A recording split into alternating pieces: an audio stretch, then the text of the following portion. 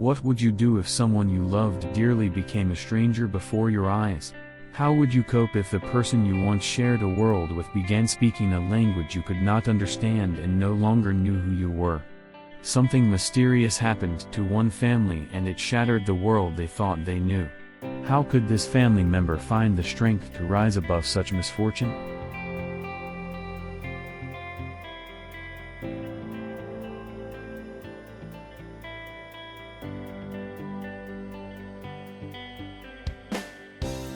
Previously on the story. The family was traveling together in Bali, but Haruka and their mother, Sanae, had stayed behind at the hotel. So it was just Yamato and his father, Masato, who stepped out to buy a single swimsuit.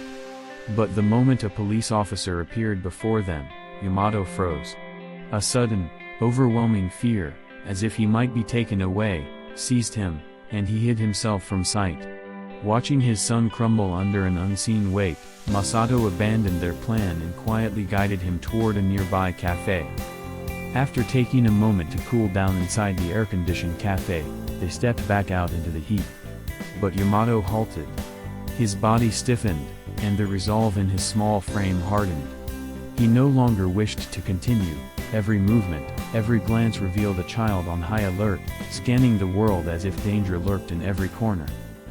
When they returned to the hotel, Sanae and Haruka were happily enjoying the pool.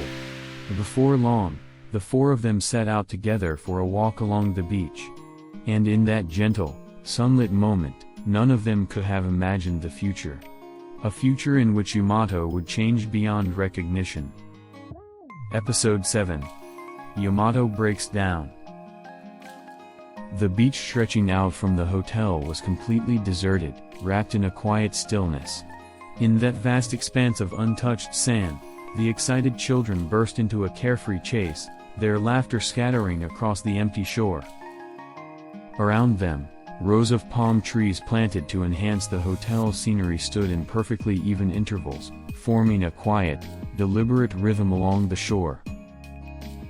In front of the low shrubs stood a man whose behavior was unmistakably strange. He wore the hotel staff uniform, yet his back was turned to the guests as he hid himself in the shade of the trees. It was obvious he was avoiding his duties. His posture made one thing clear: as long as his coworkers or supervisors didn't catch him, he couldn't care less about how the guests might see him. Masato caught sight of the man and couldn't help but let a faint smile slip. A quiet thought crossed his mind: he's a lot like me. It wasn't exactly something to be proud of, but Masato, too, had a habit of slacking off at work from time to time. Yamato watched Haruka swimming with a quiet, longing gaze. He had made the decision himself, and so he uttered no complaint, not a single word. In that 5-year-old boy, Masato sensed a quiet, stubborn pride, a small but unmistakable trace of a man's resolve. And in watching his son endure without a word, he felt a deep, tender affection rise within him. Yamato, stay here with Mom and Haruka, okay? I'll run and grab your swimsuit real quick. I'm going too. Masato hadn't expected the answer Yamato gave him. But we'll have to go back the way we came, you know. The memory of what had happened earlier flashed through Masato's mind. A faint, unsettling tremor stirred deep in his chest, and his breathing slipped just slightly out of rhythm. I'm okay. I want to go with you, Dad. I'll go say bye to Mom and Haruka. Shaking off his fear, Yamato broke into a small run and headed toward Haruka. As Masato watched Yamato's small back bobbing away, a strange article he'd once read in an old magazine cut sharply across his mind. A cold unease began to swell deep in his chest, spreading with a slow, deliberate weight. He could barely remember the details, only that the article had described a child born carrying someone else's memories from a past life. He couldn't even recall whether the magazine itself had been trustworthy, or just some fringe publication he'd skimmed and forgotten. And if the same thing was happening to Yamato, the mere thought of it drained the blood from Masato's face. Muttering under his breath, he raked his short hair with a rough, frustrated hand. Watching Yamato talk with Haruka, Masato forced himself to believe it was impossible. God wouldn't play such a cruel trick on a boy as gentle and honest as him. As if trying to convince himself, Masato lifted his eyes to the sky. In the shockingly clear blue sky, a plump, woolly cloud drifted by, round and full like a well-fed sheep. To Masato, it looked as if the cloud itself were smiling at him, whispering, "It's alright."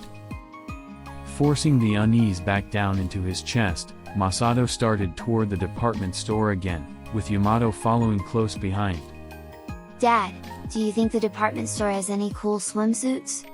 Completely oblivious to Masato's worries, Yamato didn't show the slightest sign of being worried about the police officer. The main street was so stiflingly still that they almost longed for the breeze from the beach. In that breathless moment, sweat burst across both their foreheads, and the heavy heat scorched their skin. Masato wiped the sweat from Yamato's face with his handkerchief, but the more he wiped, the more fresh beads of sweat kept spilling out, impossible to keep up with. Thinking about Yamato's dwindling stamina, Masato lifted him onto his shoulders as he walked. The spot on his neck where Yamato's thighs touched grew even hotter, and sweat streamed down in an unbroken flow.